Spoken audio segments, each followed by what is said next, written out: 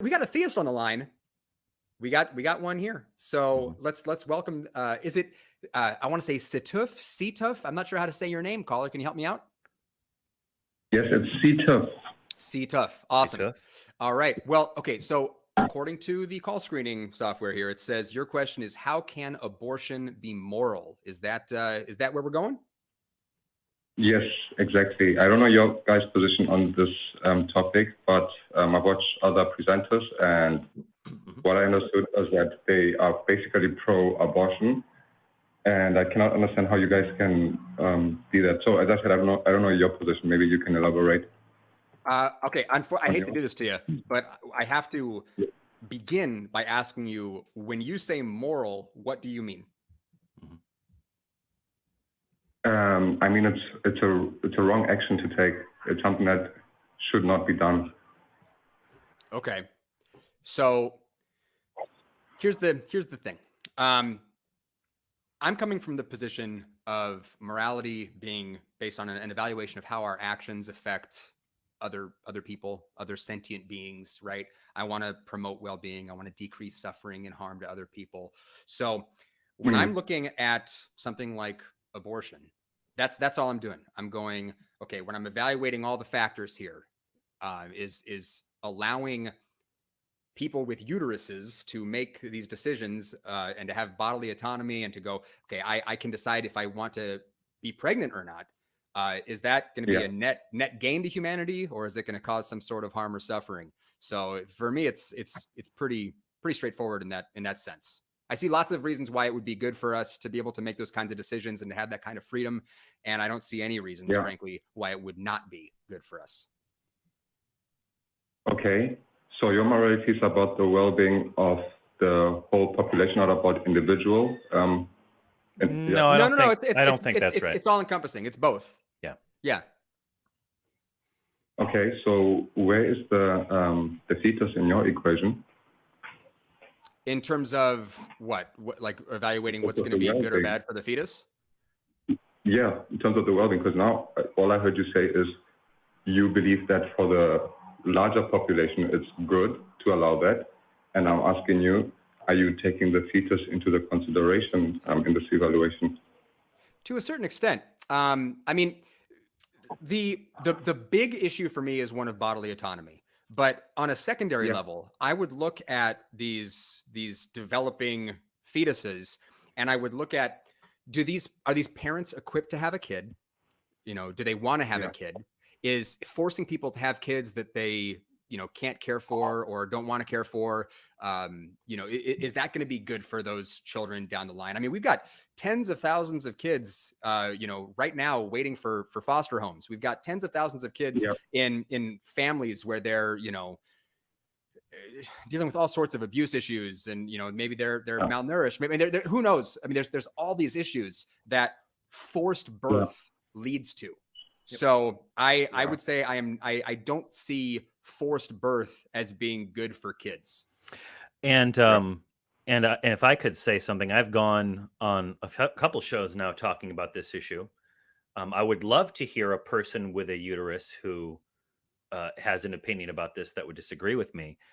But I don't want people and government to tell an individual that they must carry a pregnancy to term. I don't want the government to tell me that I must use my body for certain end goals that other people decide are important. And so I just wonder, if the shoe were on the other foot, I said something, I don't remember where I was, but if somebody told me, if I had a uterus, for example, and I got pregnant, it would be an invasion of my bodily autonomy to tell me what to do with it. And and that's that. Now, as far as the fetus is concerned, I suppose I don't believe that rights attach to a fetus. I don't believe in a soul, and I don't believe that a fetus is a person. So I'm not really considering the rights of the fetus much at all. Okay. So you guys hit quite a lot of stuff there. Can I just to cut this a bit shorter, can I just run a hypothetical by you? By all means. Okay. So let's say, for instance, hypothetically, there was some sort of activity. Let's just say maybe there was a new Xbox game, right? That you could play. It's loads of fun, but there's a disclaimer on this game with some special technology that it can happen that while you play this game, in actual fact, as absurd as it sounds, that you actually bring or force another being into existence, and this being has to be physically dependent on you. Okay, this is the game. So would you say somebody that's playing this game, and then this happens, that a being is forced into existence and is now dependent on me, would you say then that I can kill this being without any consideration just because now? Well, this is really interesting, because what you're doing is you're sort of attaching this beingness, this personhood, if you will, to a pregnancy. I didn't say human, right? I said being. I said Right? being. I didn't say human. Yeah. No, I understand you said being, but I'm following what you're doing. So the issue is this. I would ask you, do you think that consent to sex is the same thing as consent to pregnancy? Well, let's look at my hypothetical, right? I know that playing this game has a chance of forcing a being into existence, which will be dependent on me. We don't even have to deal with the hypothetical. We can deal in the real world. So is consent to having sex, we can call that the fun game, is consent to having sex the same as consenting to having a kid? It's if you are having sex, you unless you are not very educated, you know that there's a chance that you are going to force a being into existence, which will be dependent. So you really don't want to answer my question, do you? So I'll ask it one more time. Is consent to having sex the same thing as consenting to having a kid? Yeah. It's not that I don't want to answer a question. I just want to make it clear what my position is. But yes, it is. So consenting to sex is the same thing as consenting to having a child in your mind? Well, if you are educated and you know what sex can lead to, then yes, of course. I know this is a weird one. My answer to that question is no. It's such an obvious no that I almost don't even know how to deal with it. Yeah. It's like if shit, I don't understand how you could defend that position. We have contraceptives, we have abortion, we have ways where people can be responsible, and sex doesn't have to lead to, a person or a being. Most abortions, you're terminating a pregnancy when it's a clump of cells that's like the size of a raspberry. That's not a being, So this is all very confusing to me. Like, how would you defend the claim that having sex is the same thing as consenting to having a child? I mean, it fits the narrative, right? But what I'm saying is, when you engage in the act of sexual intercourse, you are knowing that there's a risk that you will become pregnant. A risk. That's what I'm saying. A risk is not the same as consenting to full-on pregnancy and carrying a pregnancy to term. Let me ask you this: this would be like if I bought a plane ticket, right? And there is a risk that plane is going to crash, but I have a parachute. Would it be unethical for me to use my parachute because I've consented to a plane crash by buying a plane ticket? No, you can use the condoms as much as you want, but the parachute could fail and the condom could fail. So here's a stupid analogy. One time I bought a ticket across country because it was cheaper to buy the ticket across country, even though I wanted to go halfway across the country. So I just didn't take the second leg of my journey. I bought the ticket. Yeah. Does that mean that I'm forced now to fly all the way to New York City, even though all I wanted to do was get to get your ass on that plane, Johnny? Yeah, you can't get off. You can't get off the plane, Johnny. You bought a ticket to New York. You knew what you were doing when you bought that ticket. No, I'm so.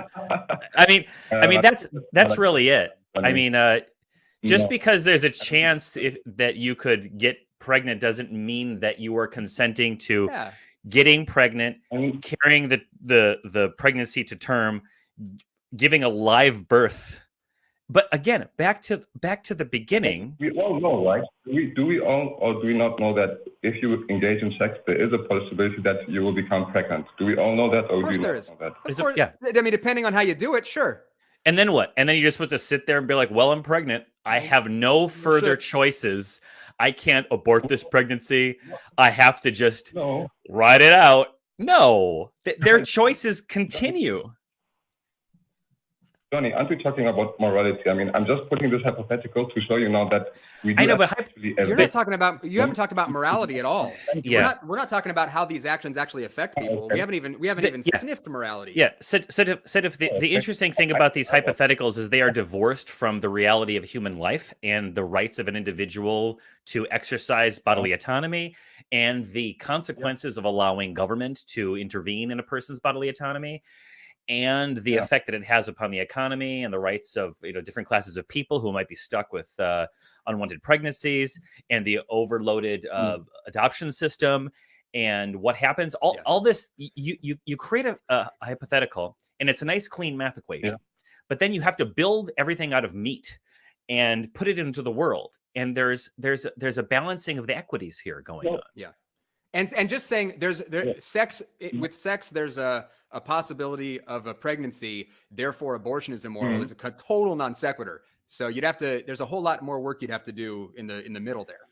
Yeah. Okay, maybe the jump was too big for you guys, but can we say that it's analogous to the game, that that my analogy was correct, that when you play this game, there's a chance that you can bring a being into existence and so on? Could you at least it's not really analogous because you're talking about beings, and most abortions are zygotes, man. I mean, it's so it doesn't really work. For me, this fetus becomes morally considered the moment it can feel something.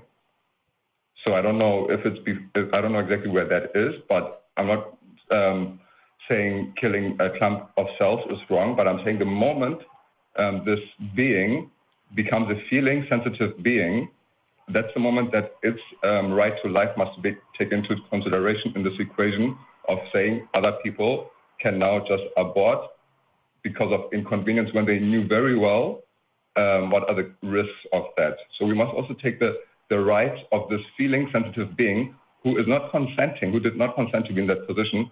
I believe we must take them into consideration, even though they cannot speak for themselves. I'm here today to speak for them. And I've not heard you guys say you're the zygote Lorax. You speak for the zygotes.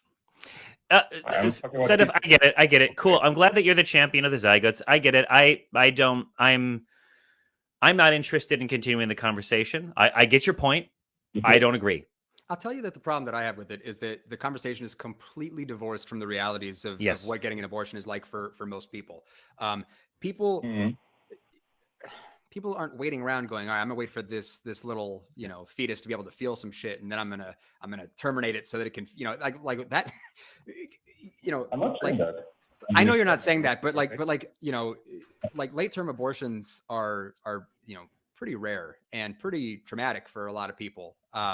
So when we're talking about, you're talking about something, making an argument that as soon as the developing fetus can feel things, that then it has rights to like the host body. That like I don't know how you could defend that. But I think I did very well, but you guys are not really arguing the. I think I did really well too. Yeah, I think I did really well. I think Johnny did the best. So anyway, people are saying that I did the best. Yeah, many people. Many agree. People. They say, "Sir, tears in their eyes. So tears in their eyes, sir." Setuf, have a great rest of your weekend. We got more callers to get to. All the best people are saying that Johnny is cool. Johnny's cool. Oh, that's nice of them to say that. Yeah.